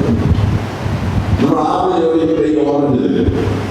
ഇതിൽ നമ്മുടെ ഇപ്പോഴത്തെ ആളുകളൊക്കെ വിഷം മെഴുകി വരുത്തിയതാണ് തൽക്കാലം ഓറഞ്ച് തരുന്നത്. അതാ പൗലോസ് ചോദിച്ചത് എന്താണ്? എന്റെ ജഡത്തിലെ ശൂലം മാറ്റണം, എന്റെ ജഡത്തിലെ ശൂലം മാറ്റി തരണം. കർത്താവ് കൊടുത്തത് എന്താണ്? എന്റെ കൃപ നിനക്ക് മതി. നമ്മൾ ചോദിക്കുന്നതല്ല ദൈവം, ഇരിക്കല്ല ദൈവം. നമുക്ക് വേണ്ട ദൈവത്തിന് ഇഷ്ടമുള്ളതാണ് ദൈവം തരുന്നത്. അത് സ്വീകരിക്കണം. വ്യത്യസ്തമാണ്. നമ്മൾ ചോദിച്ചല്ലോ സ്വപ്നം പോലും കണ്ടില്ലാത്ത കാര്യങ്ങളല്ലേ ഇപ്പൊ നമ്മൾ അനുഭവിക്കുന്നത്. ഞങ്ങളുടെയൊക്കെ കാലത്ത് കാറൊന്നും ഓടി കാണാനില്ല.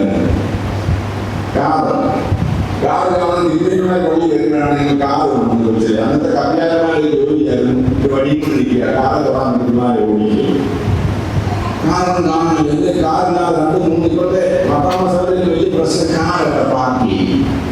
അതാ GST മോശമല്ലേ? ഇവിടെ കാറ്. രണ്ടാമത്തെ പ്രശ്നം എന്റെ തടി കുറയ്ക്കുക. 2 പ്രശ്നങ്ങളാണ് ക്രിസ്ത്യാനികൾ. എങ്ങനെ വാങ്ങാൻ കുറയ്ക്കുക? ഇവിടെ കാറ് പാർക്ക് ചെയ്യും. എന്തെല്ലാം അനുഗ്രഹങ്ങളാണ് ദൈവം തന്നുകൊണ്ടിരിക്കുന്നത്. ദൈവത്തിന്റെ സമയത്ത് ദൈവം പ്രവർത്തിക്കരുത്. അതിന് സാറാ തയ്യാറായില്ല. സാറാ ഞങ്ങൾ എല്ലാവരും പറഞ്ഞു പോയി സന്തതി ഉണ്ടാകാൻ പോവാണ്. എത്ര എല്ലാ രീതികളും ചോദിക്കാൻ തുടങ്ങി. ആ സാറാ വിചാരിച്ചു ദൈവത്തെ എന്ന് സഹായിക്കാം. അബ്രഹാമിനോട് ചെന്ന് പറഞ്ഞു, ദൈവത്തിൽ ശരിയാണല്ലോ, നിനക്ക് സന്തതി ഉണ്ടാകാനല്ലേ പറഞ്ഞല്ലോ, ഞാൻ പ്രസവിക്കാൻ പറഞ്ഞില്ലല്ലോ, തൽക്കാലം നിനക്ക് ആകാത്ത ഒരു സന്തതി ഉണ്ടാകട്ടെ. അങ്ങനെ ഒരു സന്തതി ഉണ്ടായി. അത് ദൈവത്തിന്റെ പദ്ധതിയല്ല.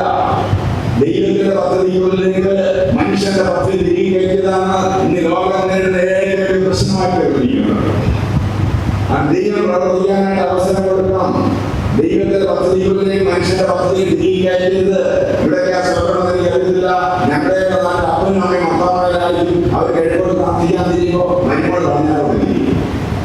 പല വീട്ടിലാണ് പല വിശ്വാസങ്ങളാണ്. എത്ര കുടുംബങ്ങളാണ് ഞങ്ങൾ അറിയുന്നത്. ദൈവത്തിന് പ്രവർത്തിക്കാൻ കഴിയാത്ത അവസരം കൊടുക്കണം. കാത്തിരിക്കണം. ദൈവത്തിന്റെ സമയത്ത് പ്രവർത്തിക്കും. അല്ലെങ്കിൽ അതെന്നും ഒരു തലവേദനയായിട്ട് മാറും. ആ പദ്ധതി തലവേദനയായി ലോകം ഇന്നും നടക്കുകയാണ്.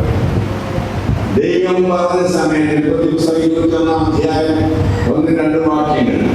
ദൈവം പറഞ്ഞ അവധിക്ക് സാറാ ഗർഭം ധരിച്ചു. ദൈവം പറഞ്ഞ അവധിക്ക് ദൈവം ചിലപ്പം അവധിയെടുക്കും നമ്മുടെ ജീവിതത്തിൽ. നമ്മുടെ ദൈവം എന്താ തരാത്ത? ദൈവം എന്താ ദൈവം അവധിയെടുക്കും. ദൈവം പറഞ്ഞ അവധിയിൽ വർഷങ്ങൾ കഴിഞ്ഞാണ്. വർഷങ്ങൾ കഴിഞ്ഞാൽ സാറ ഗർഭം ധരിച്ചത്. ഞാൻ പറഞ്ഞത് നമ്മുടെ സമയത്ത് പ്രവർത്തിക്കുന്ന നല്ല ദൈവം. ദൈവം പറഞ്ഞ അവധിയിൽ സാറ ഗർഭം ധരിച്ചു, ഒരു മകനെ പ്രസവിച്ചു. ആ മകനെ പ്രസവിച്ചതോടുകൂടി ആ കുടുംബത്തിന് വലിയ അനുഗ്രഹം ഉണ്ടായി. ദൈവത്തിനൊരു സംശയം, അബ്രഹാമിന് സാറായി എന്നേക്കാൾ കൂടുതൽ സ്നേഹം മകനോടാണോ എന്നൊരു സംശയം. ഒന്നാമത്തെ കൽപ്പന ലംഘനം.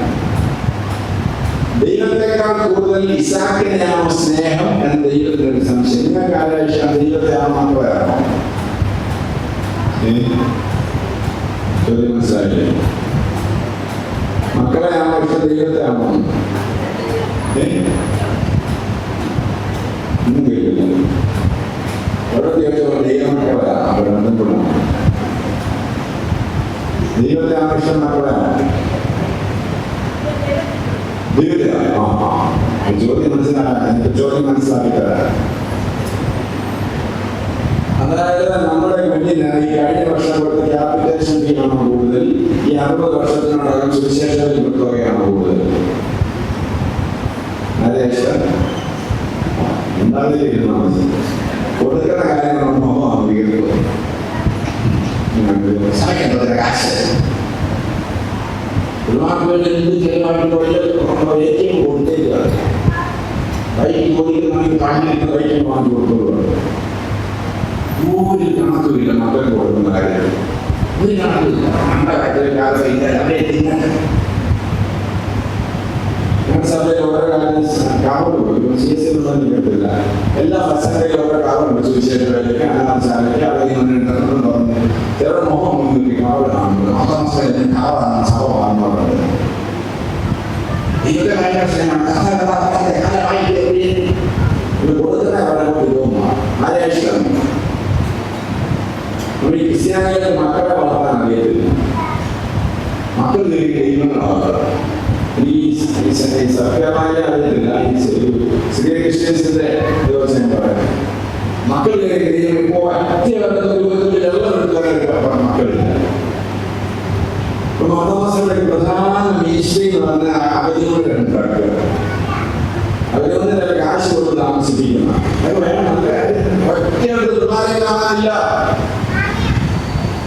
ഞാൻ കഴിഞ്ഞിടയ്ക്ക് നമ്മുടെ CSIയുടെ സെൻട്രൽ കേരളയുടെ ഒരു സ്ഥാപനത്തിൽ പോയി. ഒരു അമ്മച്ചയെ കണ്ടു. അമ്മക്കാരി അമ്മച്ചി അന്നപ്പെടുന്ന പൈസ കൊടുത്ത് താമസിക്കുന്നു. അമ്മച്ചിക്ക് 6 മക്കളാണ്. 6 മക്കളായിരുന്നു. ഇപ്പോൾ ഒന്നിനോട് ഒന്നും അറിയോ മുടിയോ പോലെ 6 മക്കൾ. അമ്മച്ചിക്ക് വലിയ പ്രസ്റ്റീജായി അഭിമാനം. ആദ്യത്തെ അമേരിക്കയിൽ പോയി, രണ്ടാമത്തെ അമേരിക്കയിൽ പോയി, മൂന്നാമത്തെ എല്ലാം പോയി. ഞാൻ ഇപ്പോൾ ഒരെണ്ണമായാലും മുടങ്ങുന്ന ജോലികൾ ഉണ്ടാകണമെങ്കിൽ ആഗ്രഹിക്കുകയാണ്. നമ്മളിവിടെ കണ്ടല്ലോ വയസ്സാം കാലത്ത് എന്ന് പറയാം. ദോഷം പറയുന്നല്ലോ, ഇവരെല്ലാം അവധിക്ക് വരും. ഒരു 10 ദിവസം അവധി വരുന്നത് ടാക്സി ചെയ്ത് അമിച്ചപ്പോൾ എല്ലാം കൂടെ അന്ന് കാണിക്കും. 3 തണുത്ത് വയ്ക്കാം, 3 നദി കാണിക്കാൻ മക്കളുടെ ജോലിയാണ്. അടക്കാൻ പോലും വരാൻ നോക്കാത്ത സാഹചര്യം. മക്കളെ ദൈവമാണ്. അബ്രഹാമിന്റെ വീട്ടിലെ ദൈവം മകനായെന്ന് അബ്രഹാം ദൈവത്തിനൊരു സംശയം. ഒരു ദിവസം അബ്രഹാം ദൈവം വിളിച്ചിരിക്കുന്നത് അബ്രഹാമേ നടക്കത്തില്ല. നിന്റെ മകനെ എനിക്ക്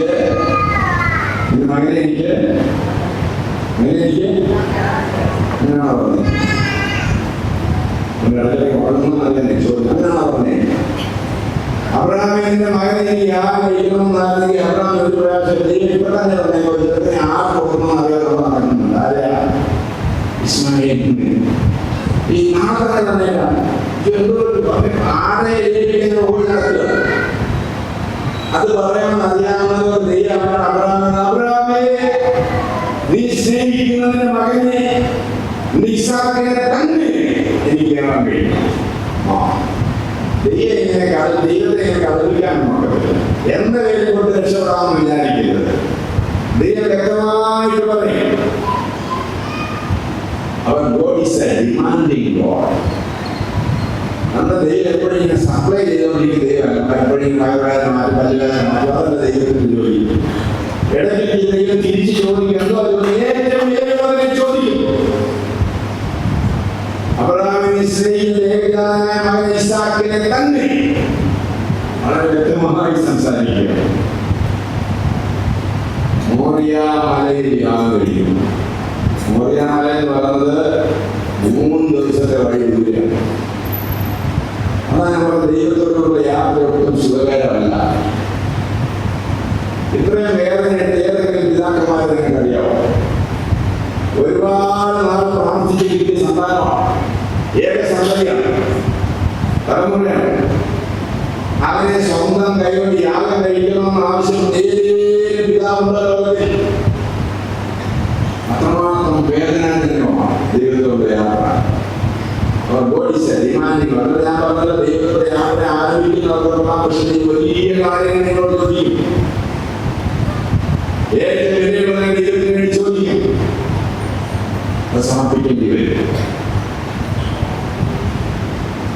അബ്രഹാം മകനെയും കൊണ്ട് യാത്ര പോകുന്നത് വാങ്ങിക്കുന്നത് എന്തിനാ മകനോട് പോകുന്നത്? പിക്നിക്കിനല്ല, സർക്കസ് കാണിക്കാൻ പോകല്ല. എന്തിനാ പോകുന്നത്? യാഗം കഴിക്കാൻ. സ്വന്തം മകനെയും കൊണ്ട് യാഗം കഴിക്കാൻ പോകേണ്ട പിതാവിന്റെ വേദനയുണ്ട്. അത് മരണം നാളെ ചെയ്യാൻ പറഞ്ഞാൽ വേണ്ടിയില്ല. 3-4 ദിവസത്തെ ആ മരണം കാത്തിരിക്കുന്നു. മരണം വിധിക്കപ്പെട്ടില്ല. എപ്പോഴാണ് മരണം കാത്തിരിക്കുന്ന വേദന? അതുപോലെ വേലക്കാരൊക്കെ ബാല്യക്കാരൊക്കെ കൂടെ കൂടി ഈ വേറെ മകര തലയെ വെച്ച് തലയിൽ അന്നേരമേ കാണിക്കണ്ടേ മോനോട്. ആ രാത്രി അബ്രഹാം നല്ലതായിട്ട് ഉറങ്ങിയെന്ന് വായിക്കുന്നു. ഏത് രാത്രി? നിന്റെ മകനെ എനിക്ക് മോനിയാമലേക്ക് ദൈവം പറഞ്ഞ രാത്രി അബ്രഹാം നല്ലതായിട്ട് ഉറങ്ങി. നന്നായി കാലത്ത് അബ്രഹാം ഉറങ്ങുന്നു. നന്നായിട്ട് അബ്രഹാം ഉറങ്ങി. അതാണ് വിശ്വാസികളുടെ പിതാവിന്റെ ഒരു വിശേഷത. എന്റെ ദൈവമാണ് പറഞ്ഞിരിക്കുന്നത്, ഞാൻ തന്നെ ഉറങ്ങാതിരിക്കുന്നത്. അങ്ങനെ മകനോട് പോകണം. പോകുന്ന വഴിക്ക് 2 ബാല്യക്കാരെ കൂടി. ഇതിനെ ബാല്യക്കാരെ ഹോമയാഗം കഴിക്കാനാണ്. ഹോമയാഗം എന്ന് പറഞ്ഞാൽ എന്താണ്? ഹോമയാഗം എന്ന് പറഞ്ഞാൽ യാഗവസ്തുവിന്റെ തല അറക്കണം. തല അറത്തിട്ട് അതിന്റെ രക്തം യാഗപീഠത്തിന്റെ ചുറ്റുമൊഴിക്കണം. ഭീകരമായ യാഗമാണ് ഹോമയാഗം. ആ ഹോമയാഗം കഴിക്കാനാണ് അബ്രഹാം പോകുന്നത്. വേദനാജനകമായ യാത്ര. കൂടെ 2 ബാല്യക്കാരുണ്ട്. ഒരു സ്ഥലത്തെത്തിയപ്പോൾ അബ്രഹാം മകൻ അബ്രഹാമിനോട് ചേർന്ന് നടന്ന അന്ത്യനിമിഷങ്ങളാണ്. സ്വന്തം മകനെ പോകാൻ പിതാവ് യാഗം കഴിക്കാൻ വിറകാണ് തലയിൽ വെച്ചുകൊണ്ടിരിക്കും. കാലഘട്ടത്തിൽ ശേഷി ദൂഷ്യമുള്ളതിന്റെ ആ വിരലാണെന്ന് നമുക്കറിയാമല്ലോ. അന്നേരം പോലും അബ്രഹാമിനോട് കണ്ടു കാണിക്കുന്നില്ല. ചേർന്ന് നടക്കുന്ന കൂട്ടത്തിൽ ഒരു ചോദ്യം മാത്രമേ അവൻ ചോദിക്കുന്നുള്ളൂ. ആടെ ചോദ്യം ആദ്യം ദൈവം കരുതിക്കൊള്ളു. എന്നിട്ട് മലയുടെ താഴ്വരയിൽ ദൂരെ മോനിയാമല കണ്ടു. താഴ്വരയിൽ ഒരു വേലക്കാരോ നിങ്ങൾ ഇവിടെ ഇരുന്നാണ്, നിങ്ങൾ അങ്ങോട്ട് വരണ്ട. അയാൾ അങ്ങനെ പറഞ്ഞത്. ഈ ഹോമയാഗം കഴിയുമ്പോൾ വൃദ്ധനായ അബ്രഹാമിന് സഹായം ചെയ്യുന്നതൊക്കെ ആ മോനെ ഇരിക്കുകയോ കിടക്കുന്നതിന് പുറമല്ലോ. ആരോഗ്യമുള്ള ഈ ബാലകൻ പുറത്തില്ലേ? അപ്പോൾ അവനെ പിടിച്ച് കിടത്താനൊക്കെ ഒരു ബാലിക്കാരുടെ സഹായം വേണ്ടേ? എന്തുകൊണ്ടാണ് അബ്രഹാം വേണ്ടെന്ന് പറഞ്ഞത്? അബ്രഹാമിന് അറിയാം, ആ മലയിൽ ചെല്ലുമ്പോൾ തങ്ങളുടെ പ്രിയപ്പെട്ട ഇസ്ഹാക്കിനെ, അതായത് അവർ വളർത്തിക്കൊണ്ട് വരികയാണ്, കൊണ്ടുപോലെ വളർത്തിക്കൊണ്ട് വരികയാണ്. ആ ബാലിക തങ്ങൾ വളർത്തിക്കൊണ്ട പ്രിയപ്പെട്ട പൈതലിനെ അബ്രഹാം യാഗം കഴിക്കാൻ എന്തു വന്നാലും ആ ബാലികക്കാരെ സമ്മതിക്കത്തില്ല.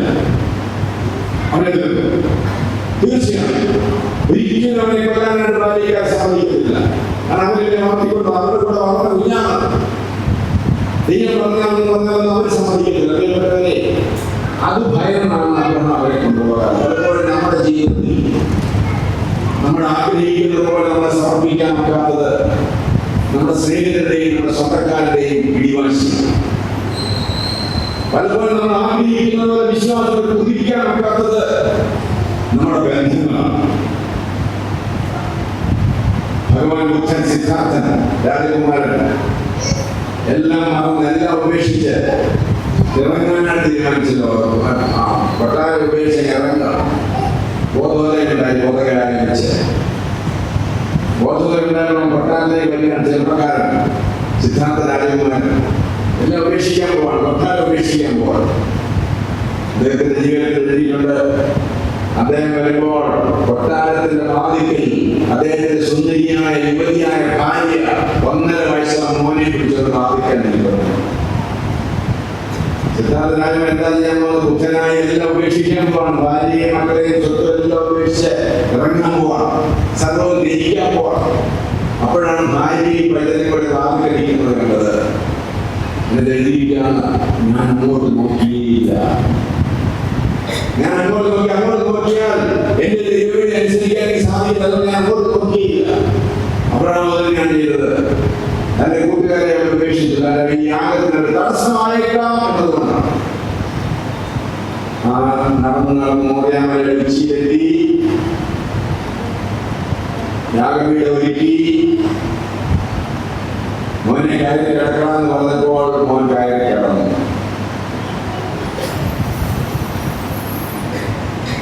ഇനി അബ്രഹാമിന്റെ സ്ഥാനത്ത് നമ്മളെ സങ്കല്പിക്കുന്നില്ലേ? നമ്മൾ നമ്മുടെ മോനെങ്ങൾ മോറിയാമലയിൽ ചെല്ലുന്ന സ്ഥിതി എന്താ പറഞ്ഞേ? മോൻ പപ്പ കടന്നില്ല, ഞാൻ കഴിക്കുന്നത്. എന്തുകൊണ്ടാണ് ഇസാക്ക് അബ്രഹാമിനെ അനുസരിച്ചത്?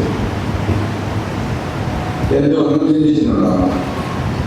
ആ ചെറുക്കൻ ഓടി പോകാൻ വയ്യായിരുന്നോ? നല്ല ബാലനല്ലേ, ആരോഗ്യമുള്ളതല്ലേ? എന്തുകൊണ്ടാണ് ഇസാക്ക് അബ്രഹാമിനെ അനുസരിച്ചത്? ഇസാക്ക് അബ്രഹാമിനെ അനുസരിച്ച പ്രധാനപ്പെട്ട കാര്യം അബ്രഹാം ദൈവത്തെ അനുസരിച്ചതുകൊണ്ടാണ്. ദൈവത്തെ അനുസരിക്കുന്ന മാതാപിതാക്കളുടെ മക്കൾ മാതാപിതാക്കളെ അനുസരിക്കും. ഏതെങ്കിലും പിള്ളേർ അനുസരണക്കേണ്ടതായിട്ടുണ്ടെങ്കിൽ 101% ഉത്തരവാദിത്വം മാതാപിതാക്കൾക്കാണ്. നിങ്ങൾ ദൈവത്തെ അനുസരിക്കാത്തവരാണ് നിങ്ങളുടെ മക്കളെ അറിയാതുകൊണ്ടാണ്. മക്കളെ വളർത്താൻ വലിയൊരു അനുഗ്രഹിക്കപ്പെട്ട ശുശ്രൂഷ. ഞാൻ ഒത്തിരി പേരെ അമ്മമാരെ കുഞ്ഞുങ്ങളെ നടത്തി ദൈവം അങ്ങനെയൊക്കെ അമ്മമാരൊക്കെ കുറവാണ്. ഞങ്ങളുടെ ഭാഗങ്ങളില്ല. പിള്ളേർ വരാനാണ് നമ്മൾ കൊണ്ടുവരാനാണ്. ഇപ്പോഴത്തെ യുവതലമുറയൊന്നും അനുസരിക്കത്തില്ലെന്ന് പറയുന്നത്. ഞാനൊരു പള്ളിയിൽ വികാരിയായിരിക്കും. മുമ്പ് ഒരു ദിവസം ഉച്ചയ്ക്ക് ഞാൻ ക്ലാസ്സിനെ വിശ്രമിക്കുകയാണ്. 2:30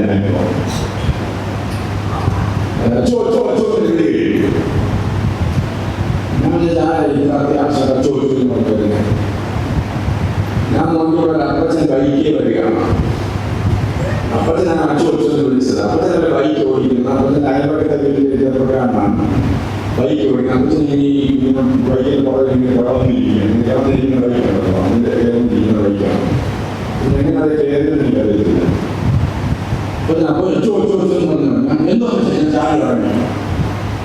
എന്നോട് പറഞ്ഞു അച്ഛാ ബൈക്കിന് വേണ്ടി പ്രാർത്ഥിക്കണം. ഞാൻ എന്തോ അവരുടെ ബൈക്കിന് ഭംഗിയാണ്. ബൈക്കിനെ വഴി പിടിച്ചു.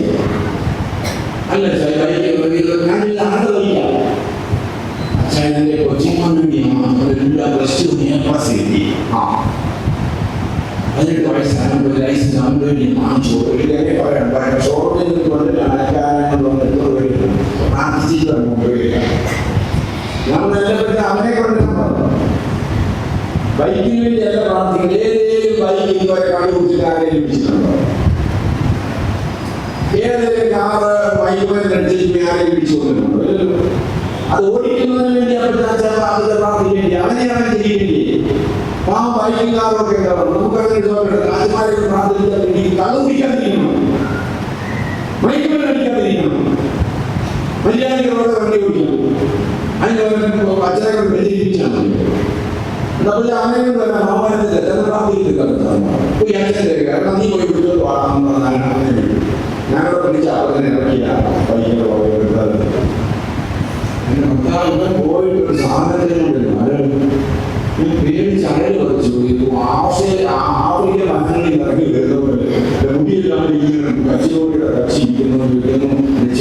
പൈപ്പൊക്കെ ഇട്ടിരിക്കുന്നു, പിന്നെ പല കളറുള്ള ചാവൽ ഇട്ടിരിക്കുന്നു, ഇക്കറാണോ പാലിനാണ് ഇട്ടേന്ന് അറിയുന്നത്, വല്ലാത്തൊരു രൂപം. കൊണ്ടുപോയി പ്രാർത്ഥിക്കണമായിരുന്നു. എന്തൊക്കെ രൂപമൊക്കെ നമ്മുടെ ഡെലിവറി പറയുന്ന സംഗതി. എന്തൊരു കഷ്ടമാണിത്. ഒരു കല്യാണത്തിന് മാനവീയാൽ പെണ്ണിനെ നോക്കിയിരിക്കാൻ പോകും, വസ്ത്രം കൊണ്ട് സാധനമുണ്ടോ? ഞങ്ങളുടെ ഈ പള്ളിയുടെ ബിഷപ്പ് കല്യാണം ദേശീയ നാട്ടിൽ ആ പെണ്ണിനോട് പറയാൻ എന്ത് നാടിന്റെ അവസ്ഥയാണ് ഇതൊക്കെ. ആ കല്യാണത്തിൽ അച്ഛനും മറ്റെല്ലാവരും ആളുകളെല്ലാം മാന്യമായ വസ്ത്രം, ഈ മണവാട്ടി മാറും തോന്നിവാസം കണ്ടിട്ട് വരിക. ഈ ഭാഗത്ത് എനിക്കറിയാം, ഞങ്ങളുടെ ഭാഗത്ത് എനിക്ക് പറയാം. എന്തൊരു കഷ്ടമാണ്, എന്തൊരു വാർത്തയാണ്. മക്കൾ നമ്മൾ വന്നാൽ കേൾക്കണമെങ്കിൽ നമ്മൾ ദൈവത്തെ അനുസരിക്കും. കയറി കിടക്കാമെന്ന് പറഞ്ഞ കയറി കിടന്നു. ഇതിനെ കഴുത്തിന് നേരെ വാങ്ങ തോന്നുന്നു.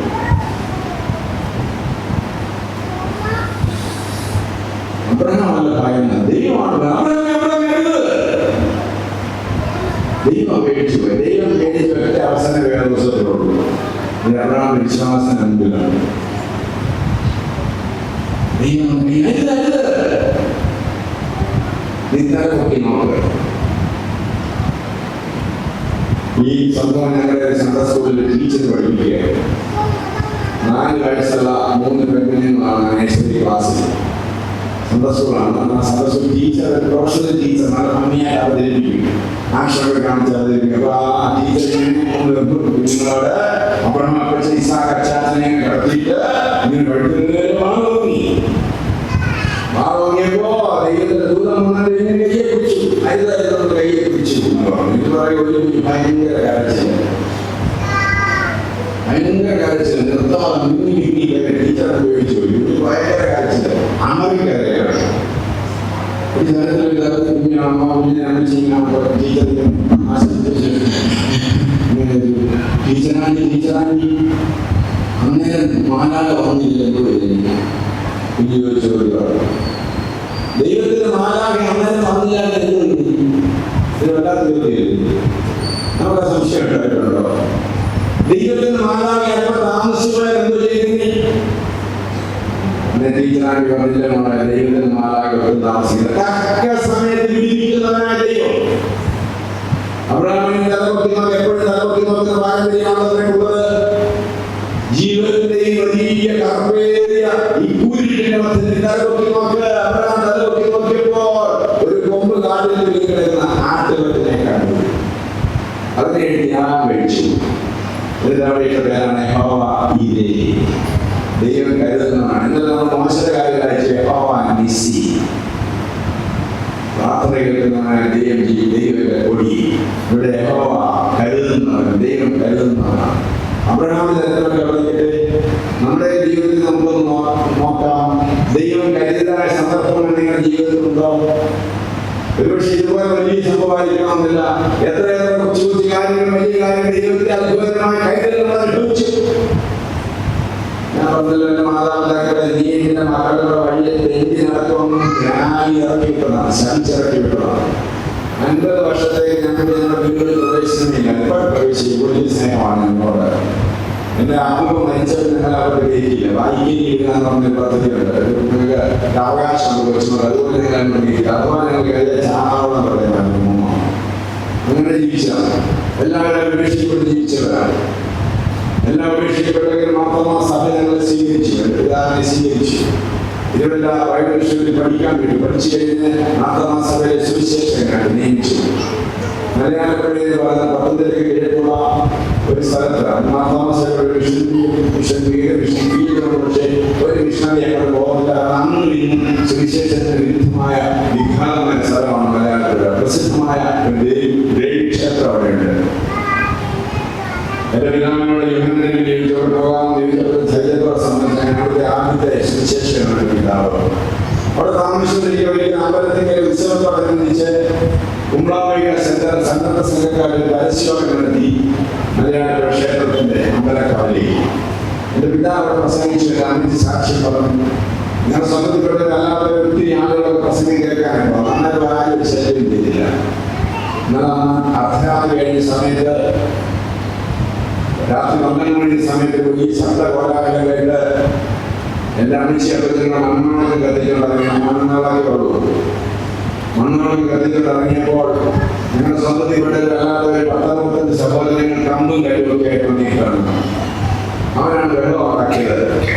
അപ്പച്ചൻ ചോദിച്ചു, ഇങ്ങനെ അർദ്ധരാത്രി എവിടെ പോകണം? അവർ പറഞ്ഞു, നീ അമ്പലത്തൊക്കെ പ്രസംഗിച്ചതുകൊണ്ട് നിന്നെ ഉപദ്രവിക്കാൻ ഞങ്ങൾ വരുമെന്ന് വിചാരിച്ച് നീ മേലപ്രായം ബുദ്ധിമുട്ടിൽ നിന്ന് മണ്ണാരെ കളഞ്ഞൊക്കെ നിന്റെ ആളുകളെ കണ്ട് ഈ വീട്ടിൽ താമസിച്ചിട്ടില്ലേ ചോദിച്ചു. അപ്പോൾ ഈ വീട്ടിൽ ഞാനൊരു ഭാര്യയുടെ മക്കളുള്ളതായില്ല, ഒരു നീ കള്ളം പറയുകയാണ്. അപ്പൊ നമ്മൾ വീട് തുറന്നെടുക്കാൻ നിങ്ങൾക്ക് നോക്കാം, വീട് തുറന്നെടുക്കാൻ നിങ്ങൾക്ക് നോക്കാം. അവർ പറഞ്ഞു, ഞങ്ങൾ യുവകൾ ഓടിക്കൂടെ വരുമ്പോൾ ഈ വീടിന്റെ മുറ്റത്തിൽ 100-100 ആണുങ്ങൾ ഇരിക്കുന്നതല്ല, നീ അവരെ ഇങ്ങോട്ട് മാറ്റി. അവരങ്ങനെ ശ്രമിച്ചു പറയുകയാണ്, ഈ വീടിന്റെ മുറ്റത്തിൽ 100 ആണുങ്ങൾ ഇരിക്കുന്നതല്ല, നീ അവരെ ഇങ്ങോട്ട് മാറ്റി. അവരങ്ങനെ ശ്രമിച്ചു പറഞ്ഞു, വിശ്വാസ പറഞ്ഞു, സഹോദരങ്ങളെ നിങ്ങൾ കണ്ടു കാണും, എന്നെ വിളിച്ചിറക്കിയിരിക്കുന്നവനായിട്ട് സൈന്യങ്ങളുടെ യഹോവയാണ്. ഒരുപക്ഷെ നിങ്ങൾ കണ്ടതിന്റെ ദൈവത്തിന്റെ സൈന്യത്തെയാകാം. ഈ പള്ളിയിൽ നിന്ന് ഞാൻ സാക്ഷിക്കുകയാണ്. പിന്നെ അത്തരത്തിലൊരു പ്രശ്നം ഞങ്ങളുടെ സ്വന്തക്കാര്യങ്ങളെ വന്നിട്ട് ഞങ്ങൾക്ക് വന്നിട്ടേ കരുതുന്നവനായ ദൈവം ജീവിക്കുന്നു. വിളിച്ചിറക്കിയവനായ ദൈവം കരുതുന്നവനായ ദൈവമാണ്. തക്ക സമയത്ത് വിളിക്കുന്നവനായ ദൈവം ജീവിക്കുന്നു. നമ്മുടെ ജീവിതത്തെ അനുഭവിച്ചിട്ടുള്ളവരാണ്. ഇന്ന് നമ്മുടെ അടുത്ത തലമുറയോട് പറയണം, നമ്മുടെ അടുത്ത തലമുറയോട് പറയണം, ഇസ്രായേൽ മക്കളെ ഇസ്രായേലിൽ മോശം ദൈവം ഒറ്റ കാര്യമാണ് ആവശ്യപ്പെട്ടത്. എന്താണെന്നറിയാമോ? നീ പാലും തേനും ഒഴുകുന്ന കനാനാട്ടിൽ ചെല്ലുമ്പോൾ, സമൃദ്ധിയുടെ പദ്ധതിയിൽ ജീവിക്കുമ്പോൾ, വർഷത്തിലൊരിക്കൽ ഒളിപ്പില്ലാത്ത അപ്പത്തിന്റെ പെരുന്നാളായിരിക്കണം. എന്നും അപ്പം ഒളിപ്പിച്ച് തരുന്നവരാണ് യഹൂദന്മാർ. ഒരു ദിവസം ഒളിപ്പില്ലാത്ത അപ്പം എല്ലാം ഉണ്ടാക്കി വെച്ചിട്ടുള്ള ചോദിക്കും.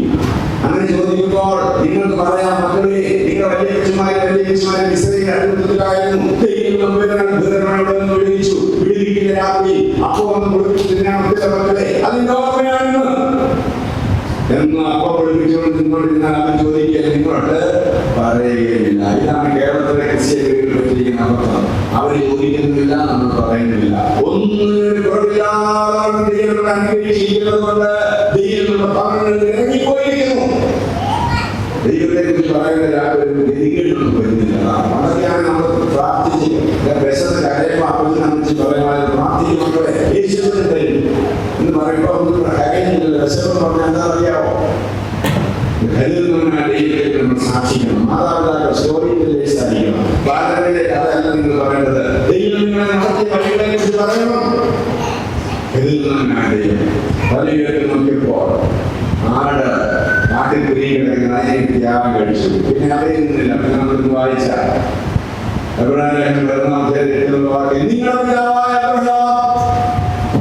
ദൈവം ശിശുക്കായി നിർമ്മിച്ചത് അടിസ്ഥാനപരമായ നഗരത്തിനായി കാത്തിരുന്നു. അബ്രഹാം തലയിൽ നോക്കിക്കൊണ്ട 4ാമത്തെ കാര്യങ്ങളാണ്. ഈ ലോകത്തിൽ വെറും കൂടാരങ്ങൾ മാത്രം താമസിച്ചവനായ അബ്രഹാം വിളിച്ചിറക്കുന്നതിനെയും കൈകൊണ്ട് നിർമ്മിക്കുന്ന ശില്പിയായി നിർമ്മിക്കുന്ന സ്വർഗീയ മന്ദിരം കണ്ടു. പ്രത്യാശയോടെ നോക്കിയാൽ കണ്ടു. പ്രിയപ്പെട്ടവരെ, നമ്മൾ കാണണം, തല ഉയർത്തി നോക്കണം.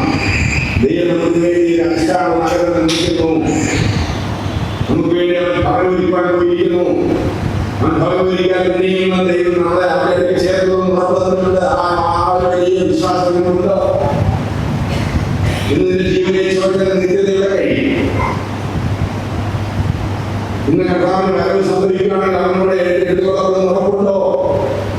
ദൈവത്തിന് വേണ്ടി ഒരിക്കൽ ഭവനത്തിലെ അവകാശിയായി ചെയ്യുമോ? കർത്താവിന് വരവിനെ ആഗ്രഹമുണ്ടോ? ഓസ്കാർ അവാർഡ് നേടിയ ഇന്ത്യയിലെ ചലച്ചിത്ര രംഗത്തെ ഇന്ത്യക്കാരെല്ലാം വളരെ അഭിമാനമായ A.R. റഹ്മാൻ വലിയ സംഗീത സംവിധായകനാണല്ലോ. അദ്ദേഹം അഭിമുഖത്തിൽ പറഞ്ഞ കാര്യം നിങ്ങൾ വായിച്ചതാണ്. വലിയ അവാർഡ് കിട്ടിയപ്പോൾ അദ്ദേഹത്തോട് ചോദിച്ചു, എന്താണ് ഏറ്റവും വലിയ ആഗ്രഹം? ഇനി എന്താണ് ഈ വലിയ ആഗ്രഹം? A.R. റഹ്മാൻ അദ്ദേഹം എനിക്ക് ഒറ്റ ആഗ്രഹമേ ഉള്ളൂ, യേശു ക്രിസ്തുവിനെ മടങ്ങിയവരെ കാണണം. യേശു ക്രിസ്തു മടങ്ങി വരുമെന്ന് ഞാൻ കേട്ടിട്ടുണ്ട്, ബൈബിളിൽ വായിച്ചിട്ടുണ്ട്. യേശു ക്രിസ്തു മടങ്ങി വരുന്നു കാണണമെന്നാണ് എൻ്റെ ഏറ്റവും വലിയ ആഗ്രഹം. A.R. റഹ്മാൻ നമുക്ക് ആഗ്രഹമുണ്ടോ? ഈ രാത്രി കർത്താവിന്റെ വരവ് സംഭവിച്ചാൽ ഞാൻ എടുത്തോടെ നോക്കണ്ടോ? നമുക്ക് വേണ്ടി ഒരു ഭാഗം വരുന്നു. ഈ ലോകത്തെ വസ്തു കണ്ടു, മോനെ കണ്ടു, ആടിനെ കണ്ടു, അതൊക്കെ നല്ല കണ്ടു പോരാമേ. അത് പോരാമപ്പെട്ടവരെ തലയിലുയർന്ന വിശ്വസിക്കൽ രസനത്തോടെ ദൈവം വേണ്ടി ഒരുങ്ങുന്ന നിത്യഭവനം കാണണം. ഞാൻ അവിടെ എത്തിച്ചേരുന്നത് കൊണ്ടാണ്. 1999 വെള്ളപ്പൊക്കം തുടങ്ങി 2015 പ്രളയത്തെക്കാൾ വലിയ വെള്ളപ്പൊക്കത്തെ കുറിച്ച് പറയുന്ന ഈ ഭാഗത്ത് പറയുമ്പോൾ മധ്യനാട് വലിയ പ്രശ്നമായിരുന്നത് പമ്പാ നദി ഇങ്ങനെ നിറഞ്ഞൊഴുകി ഒരുപാട് മരിച്ചു. 99 വെള്ളപ്പൊക്കം പണ്ട് ഞാൻ കേട്ടിട്ടുണ്ട്. ഈ തടികളൊക്കെ ഒഴുകി പോകുന്ന പിടിക്കാൻ വേണ്ടി കോടതിയിലേക്ക് കോടതി കേരളത്തിലൊക്കെ ഒത്തിരി അച്ചാരന്മാർ അപ്പച്ചന്മാരിരിക്കും.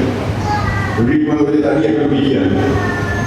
ഒരു ദിവസം സദ്യക്ക് ഇങ്ങനെ അവിടെ തടി കാത്തു നിൽക്കുമ്പോൾ ഈ വലിയ വെള്ളം ഒഴുകിക്കൊണ്ടിരിക്കുകയാണ്. പമ്പാതെ നിറഞ്ഞ ഒഴുകുകയാണ്. അപ്പോൾ എനിക്ക് ഒരു ശബ്ദത്തിൽ പാട്ട് പാട്ട്